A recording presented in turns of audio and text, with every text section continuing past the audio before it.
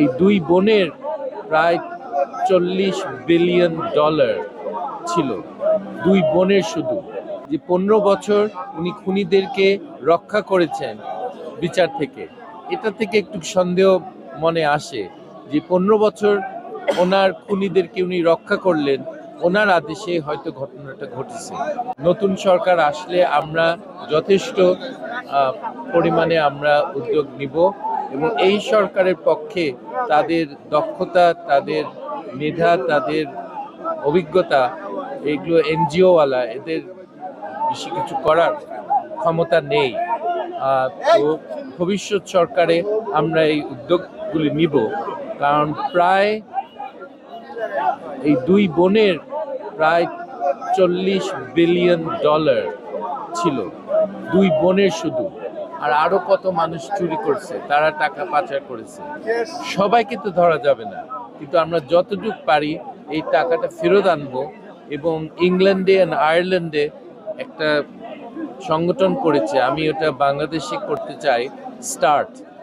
এটা বলবে stolen assets recovery trust. একটা ফান্ড বানাবো, সব চুরি করার টাকাগুলি আবার ফেরত এনে একটা জায়গায় রাখতে হবে। তো ওই ট্রাস্টের ভিতরে রাখা হবে এবং দেশের মানুষের উপকারে ওই টাকাগুলি ব্যবহার করা হবে। আমি শেখ হাসিনার টাকাগুলি আমি জনগণকে ফেরত দেওয়ার একটা ব্যবস্থা নেওয়াটা খুব গুরুত্বপূর্ণ। জনগণ সেটা আশা করে ভবিষ্যৎ সরকার থেকে, সেটা আমরা নিব। এবং আমাদের এটা কি করে করতে হবে আমার কিছুটা ধারণা আছে। আমি IMF-এ অনেক বছর চাকরি করেছি, এইসব বিষয় নিয়ে আমরা কাজ করেছি অন্য দেশের জন্য।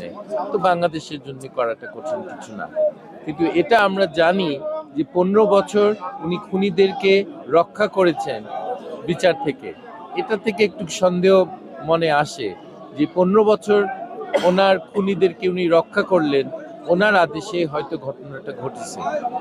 এই সরকারের প্রশাসনিক যে দক্ষতা সেটা নেই, এবং এই ভোটটাকে সুষ্ঠু করার যে দক্ষতা দরকার, প্রত্যেক ভোট বাক্সকে রক্ষা করা, ভোট কেন্দ্রকে একটা ভালো একটা পরিস্থিতিতে রাখা যেখানে কেউ ভয় পায় না, নির্ভয় মানুষ ভোট দিতে পারবে, এই সরকার সম্বন্ধে আমার কিছু সন্দেহ আছে।